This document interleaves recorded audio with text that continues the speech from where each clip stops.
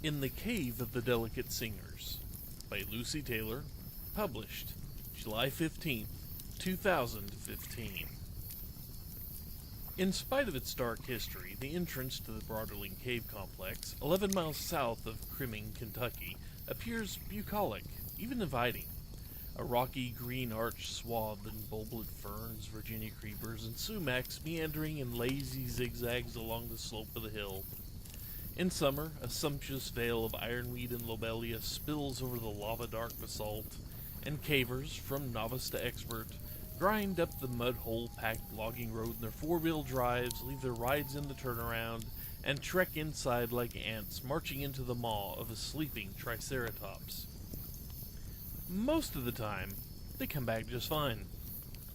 I've caved in the Broderling a few times myself, but never before alone, and always in thoroughly mapped parts of the cave system. And even though I'd heard all the stories, I was never afraid. Now, I'm terrified. Just before sunrise, a little over 7 hours ago, I crept through the woods alongside the dirt road and slipped into the leafy green mouth of the cave. Only Boone knew what I wanted to do, and he didn't approve it, of course. How could he, when he's the captain of Bluegrass Search and Rescue? In the heat of our argument about how to find and extract the 4 cavers who are currently missing, he called me reckless and goddamn delusional, and accused me of thinking I was invulnerable because you've got that synthetic thing going on. I bit back a laugh that would have embarrassed us both and told him the word was synesthesia, and mine is a rare form in which sounds are heard through the skin as vibrations. I explained to him again how my ability could help in the situation where noises inside the cave appeared to be causing a neurological event in the brains of those exposed to them. I said I'd go into the cave wearing the in-ear waterproof headphones I use on occasion to get relief from life's general babble, which can prove overwhelming for someone with my sound sensitivities. He just shook his head and looked at me like I was contesting the curve of the earth. But this morning, no one was posted at the cave entrance to stop me, so I took that as his tacit blessing. Or maybe he was so desperate to get Pre and the others back that losing me is an acceptable risk, albeit one he won't sign off on. As any caver around here will tell you, even minus the uncanny noises, the Broderling can kill you in any number of ways. One is by tricking you into thinking it's not a damn dangerous cave. The first 200 feet or so are deceptively easy. After you've slithered and squeaked past a row of huge boulders crowded together like a mouthful of gray, diseased teeth, the cave opens up like a belly. A bit further on, you stroll down a broad, pebbly incline while the natural light gradually dims. The vertical slit of the opening shrinks to the size of a peach pit. Suddenly, you find yourself in a constricted, mausoleum-black oubliette. You switch on your headlamp and commence the descent, scuttling through barely shoulder-width tunnels, snaking up vertical cracks, traversing a series of amber-blue lakes, some of which you can ford without getting your knees wet, others deepening into treacherous sumps, where you'll drown if you don't have a rebreather or a damn good set of lungs. Piece of cake was my grandiose appraisal the first time Yazzie guided me through the Broderling, but I was 20 then, brand new to caving, recently graduated from the University of Louisville with an altogether useless BA in English Lit, and just out of the closet I'd not fully realized I was even in. I was also in love with her and thought it was mutual, a conclusion based on nothing more solid than a couple of nights of hot sex. I didn't realize then that the only thing Pre ever lusted for was adventure, which she found in equal measure in caves, beds, and underground rivers. She came, she saw, etc. We'd met at a meeting of search and rescue where Boone gave a presentation on abseiling techniques. I paid scant attention. Boone Pike was just another 40-something hardcore cave rat with a granite gray ponytail, a smile like a crack in an anchor bolt, and big spade-shaped hands that looked like they'd been crushed and pinned back together a time or two. I kept sneaking glances at Pre, the only other woman in a room full of men who, as the bumper stickers boast, do it in tight places. A line that would make me chuckle right now if I could expand my squeezed lungs enough to get a breath full of air. Tight places indeed. During that day when Pre and I explored the Broderling, she filled me in on the cave's not-so-savory past. However, few decades, a caver fails to resurface, or worse, crawls back out physically whole, but with a maimed mind and homicidal intent. Not quite what I wanted to hear a quarter mile under the earth, but I loved the sound of her voice when she explained the cave's frightening history. The first incident was Dr. Reginald Moore, a caver and Presbyterian minister who spent 4 days lost in the Broderling in 1935. Lacking modern caving equipment and, perhaps a greater hindrance, a suitably arachnid-like frame, he was thwarted by narrow tunnels and unswimmable sumps, but eventually found his way to the surface and described the eerie and infernal yodeling of demons who tormented him by chanting the psalms backward in fiendish, fist-thumping cadences. Widely mocked by the press, Moore later hung himself after setting fire to his house with his wife, father-in-law, and 2 young sons tied up inside. 27 years later, Garth Tidwell, a teenager who entered the Broderling on a dare, killed himself, his parents, and a neighbor hours after exiting the cave, writing in his suicide note about singing that sounded like a wild alleluia of wind chimes and fornicating bobcats. The lurid description was dismissed as psychotic rambling, probably exacerbated by the terror of being alone and disoriented. If Tidwell heard anything at all, it was explained away as wind hissing through passageways or water burbling up from an underground stream.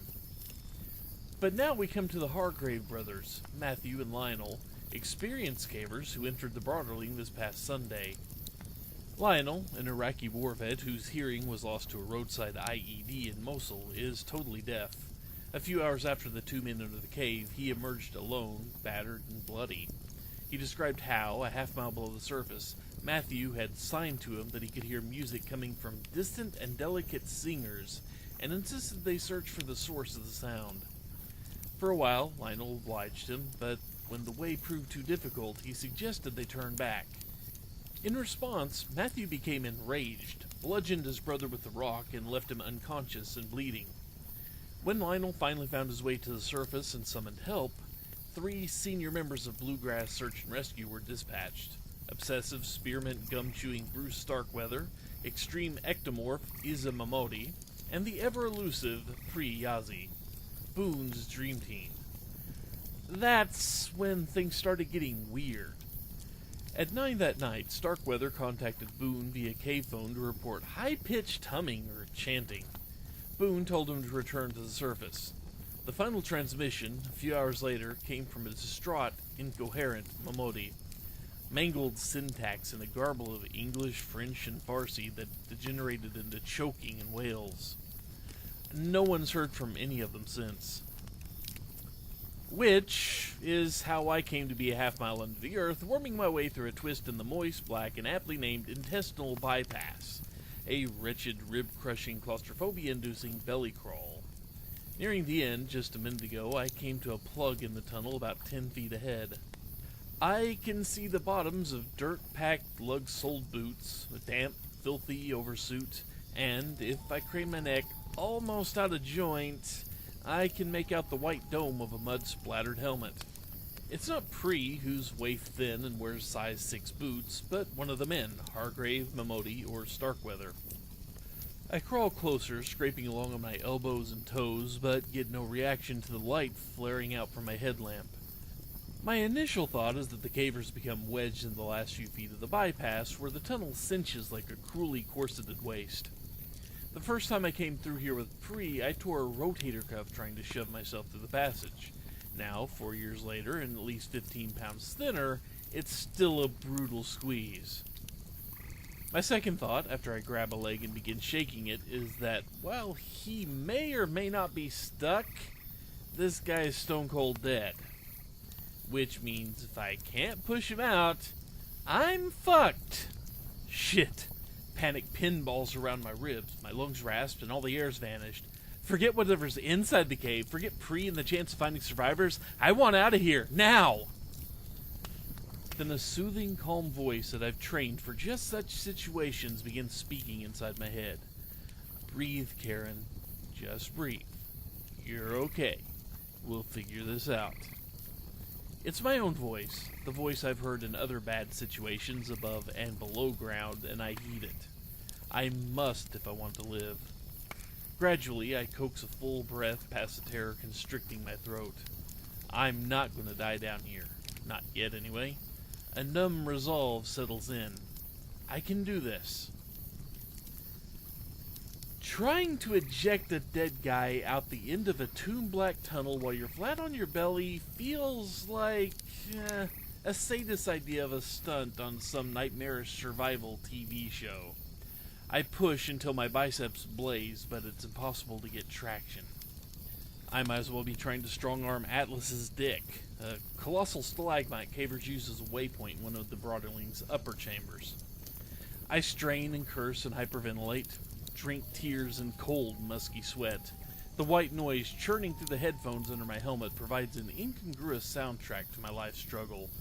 Monster breakers shattering on a raw, rocky coastline of black sand and a harsh sun, or at least this is the image I get of it. The sounds meant to protect me from the singing, but right now, pinched like a thumb in a pair of Chinese handcuffs, the buffering noise only intensifies the terror of being stuck in a limestone tube with a corpse.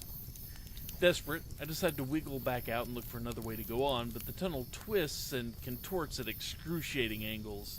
It's impossible to slither out the way I came in. All I get for my trouble is bruised elbows, torn knees, and the mother of all wedgies. Panic claws at my throat.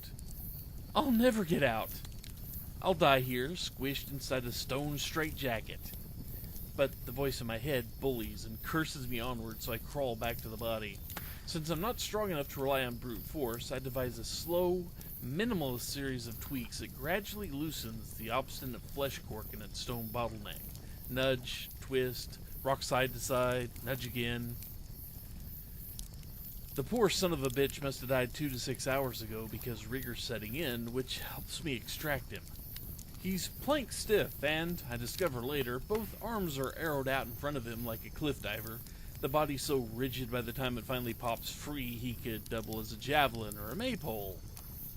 I wriggle out, shaking and sweat slick, and aim my lamp down at the dead man, groaning when it illuminates the back of Momodi's seamed, bloodied neck and reveals the muddy helmet to be a porridge of gray matter and hair glommed around a split, trippin' skull. I picture Momodi frantically trying to birth himself out those last crushing inches of squeeze, the irony of a rockfall shattering his skull just as his head poked free. It's a reasonable theory, except that I don't see any fallen rocks or broken stalactites to back it up. Looking around, I find myself in a wide, high-domed chamber forested floor to ceiling with dripstone. Further back, overlapping edges of a white limestone crease and crinkle like bolts of brocade. The scene is enchanting and eerie, a grand Gothic hall carved out of calcite and ornamented with aragonite blooms. At one end glimmers a deceptively shallow-looking pond where eyeless albino salamanders laze on its mineral shores. I know from the survey map this is a sump, the entrance to a flooded tunnel leading to the next chamber, but whether it's swimmable without a rebreather, I won't know till I'm underwater. Before I can ponder this, or Momodi's demise any further, something more compelling than mere violent death snags my attention. A rapid-fire spitting of sound energy, like a mad tattoo artist bedeviling my nervous system with rhythm rather than with ink. The energy natters against my palms and wet kisses the space between my breasts. I get a sense of its volume and pitch, the aural equivalent of a blind person reading Braille, and I'm lashed with fear and euphoria. Although I've come down here to find Pree and the others, I also want to locate the mysterious noise. Boone must have realized that too. It's why he didn't want me to go. Displaced air caused by something big lunging out of a passageway makes me whirl around. A frenzy of shadows spills over the chamber as my lamp illuminates a surreal sight. Bruce Starkweather, his naked torso smeared with geometric designs painted in cave dirt and gore, brandishing 3 feet of a blood-streaked stalactite. His shell-shocked stare tells me all too clearly I'm nobody he's ever seen in his life, and my death is all he desires. As the sound energy from the faraway singing swells over me, he raises his club and charges. You should wear headphones to block out the sounds, I told Boone and the others less than 24 hours earlier. We were in a small conference room in the Timber Hill Lodge outside Crimming. A map of the known parts of the cave system was tacked up on a board, the shaded areas indicating parts not yet surveyed. Momodi and Pre sat together, guzzling coffee and wolfing down bear claws, while Starkweather, ascetic as ever, stripped foil off a stick of Wrigley's. Boone, unshaven and haggard-looking, had just come from the hospital where Lionel Hargrave was recovering from a concussion. He told us Hargrave had described his brother's manic insistence on finding the source of the singing. In his deafness, of course, Lionel heard nothing, and probably for that reason, and because he evidently had a thick cranium, he survived to talk about it. At my remark about the headphones, Pre laughed. Boone looked away, and Momodi got up to refill his and Pre's coffee mugs. I couldn't entirely blame them. I was technically there as backup, but since I'm also the newest member of the team and never found time to get my cave diving certificate, my inclusion on the expedition was unlikely. Pre, looking fetchingly peeved, said, "How do we communicate if we can't hear? What are we supposed to do? Use sign language?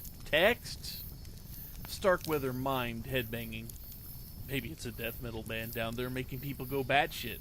They used to drive my old man insane." Met with such thoughtful responses, what could I say? I wanted to point out that noise isn't always benign, that whatever's down there might be the aural equivalent of lobotomy picks jabbed into the brain via the ears. But it's only a feeling I have, and this group, Pre especially, is not into feelings.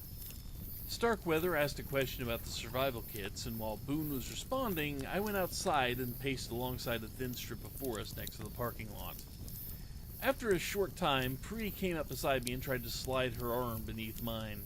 I swatted her off like you would a pesky mosquito. Only a few hours earlier, she stopped by my apartment to try and rekindle some romance. We'd smoked a joint and laughed about old times.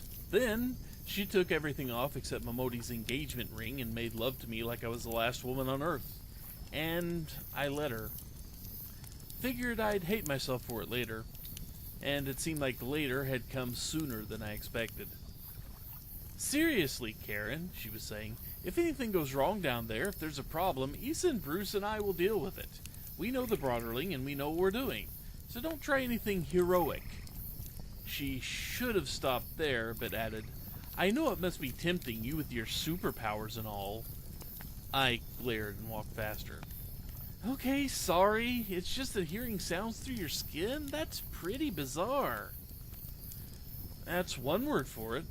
It's also a gift, this intertwining of hearing and touch, where sounds can be physically felt as everything from a shy tap to a punishing blow.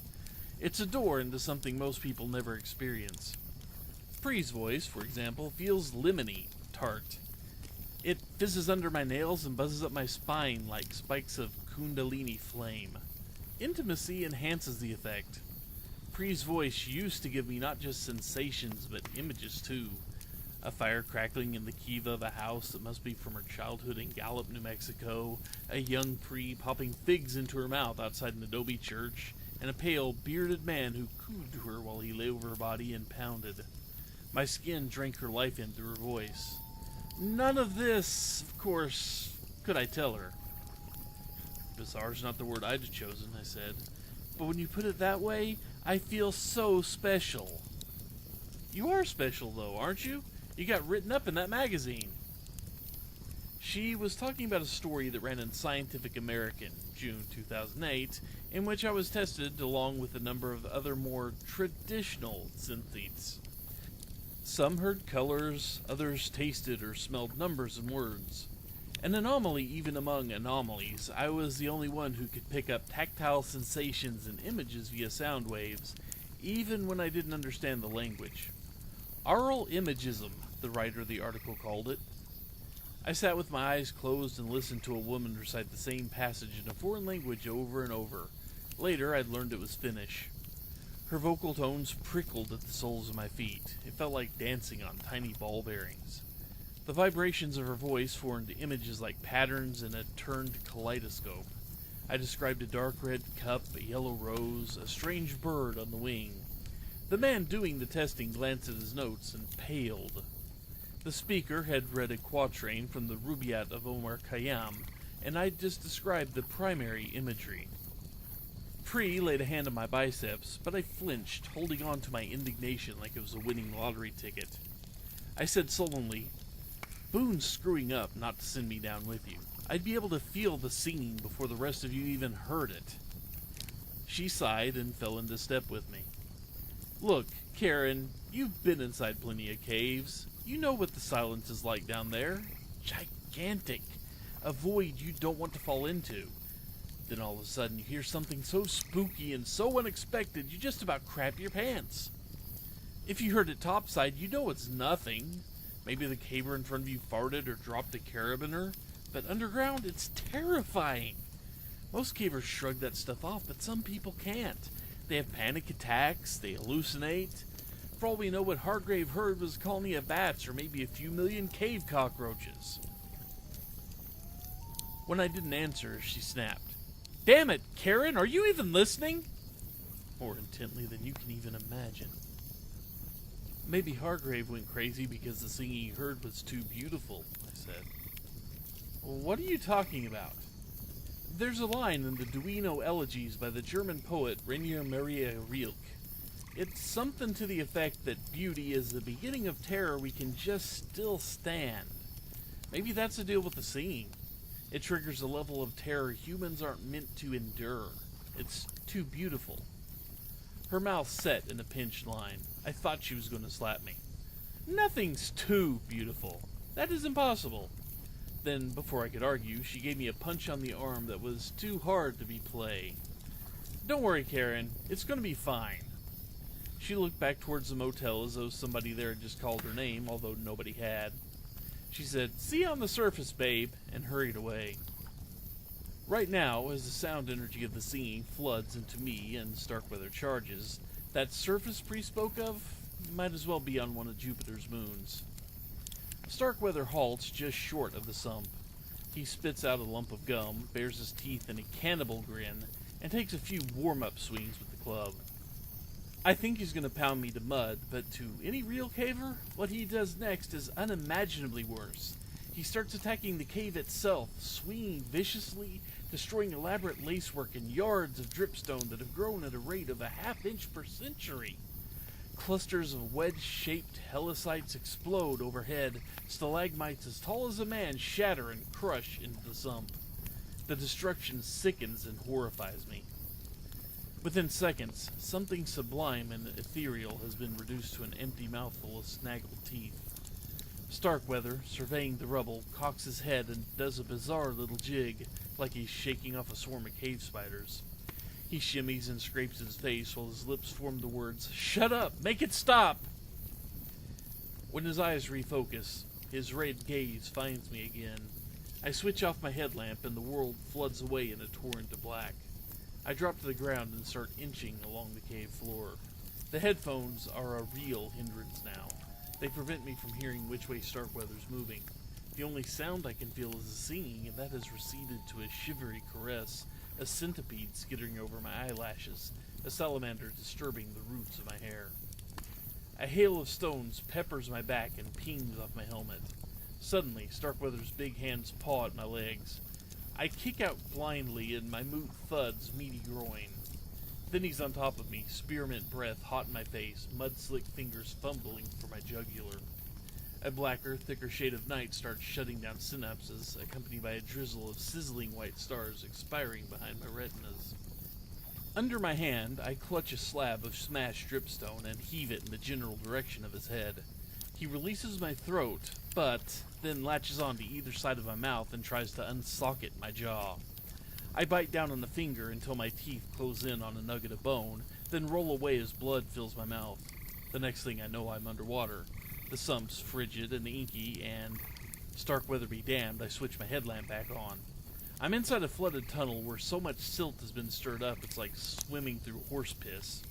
I look for an air pocket overhead, but can make out only jutting mineral walls and segmented bodies of albino worms ghosting behind swirls of particulated water.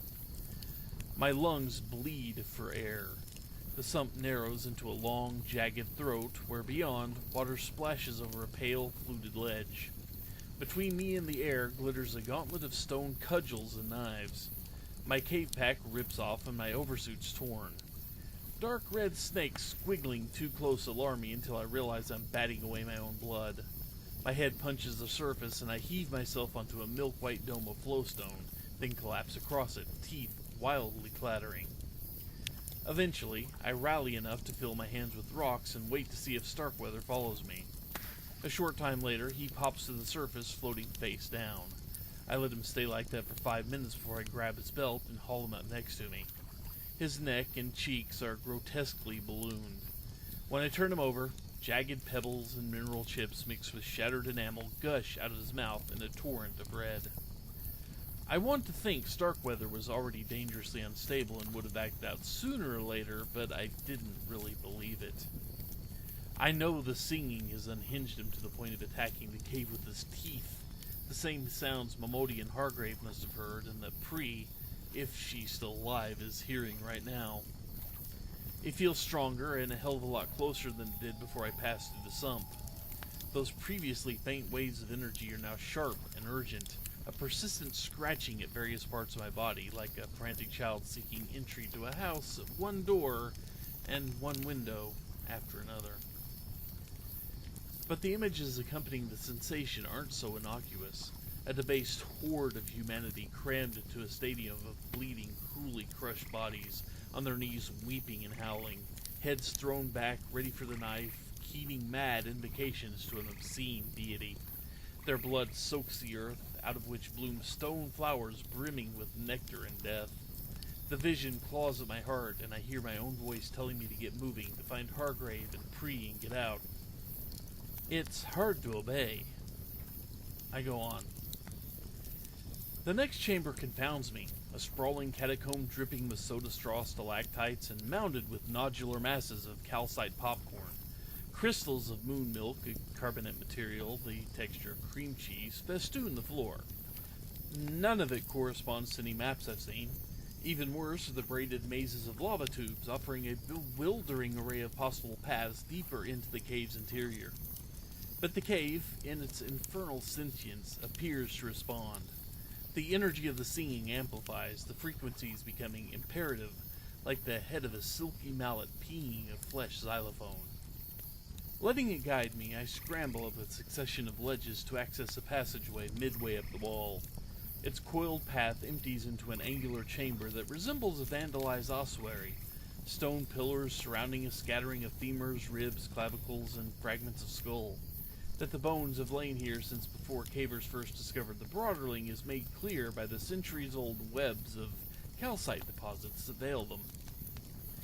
I pick my way through the boneyard as quickly as possible. Beyond it, a headlamp illuminates the area from where the sound energy seems to emanate. A lavish display of boxwork about 4 feet overhead, where calcite blades project at angles from the cave walls, creating a dense and elaborate honeycomb. Between the mineral blades gleam dark seams, fistulas of ebony pulsing like fat heaps of caviar that vibrate with an avid, luminescent life. Fine, blood-red webbing threads through the black, a network of alien capillaries that carries not blood, but warm, coppery sound. It seeps under my scalp and teases behind my ears, seeking to peel back and penetrate the soft, vulnerable creases of brain. If I get out of here alive, I know what I'll tell Boone. The singing's not random or chaotic. It has distinct meters and color tones, and it pulses with dark languor underlaid with vicious intent.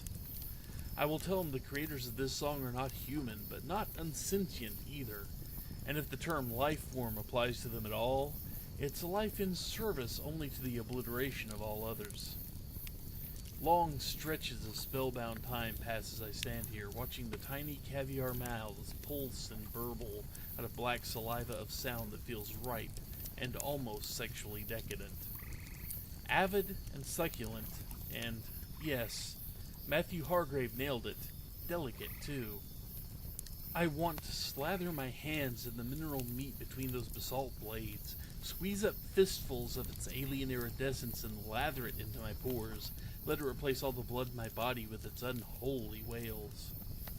I take off my helmet and hurl it away. Then I reach up to remove the headphones and stop. Above me, embedded into the hivework, loom strange columns worked into the stone, skeletal formations lifting towards the obsidian sky. Sections are patterned with ovoids and creases of lighter stone, the pale area is inlaid with vertical striations of crimson. The sight wallops of breath from my chest. One of the columns is watching me. Basalt doesn't bleed, but burst eyeballs and elaciated skin weep red down the sides of the dripstone, cloaking two human forms in their mineral shrouds. Matthew Hargrave has been almost entirely consumed.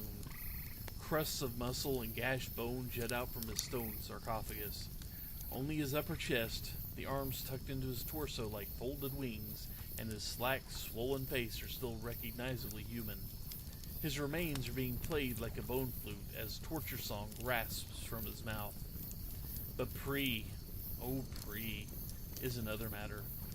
Her time inside the Broderling has been briefer than Hargrave's. Less of her has been entombed. Rigid and ashen-faced, she balances on a narrow outcrop a few feet above, tarry squiggles of hair falling over the rags of her clothing. Her mouth convulses in torment. Skeins of sound tangle in her teeth and snake from her lips. Tendrils of it adhere to her face. The frequency of the vibrations chugs to the lowest registers, rich and mellow, bassoon-like, the notes unspooling in hypnotic spirals, so that each births the next lower note on the scale, and all the while, Pri's terrified eyes tell me the truth.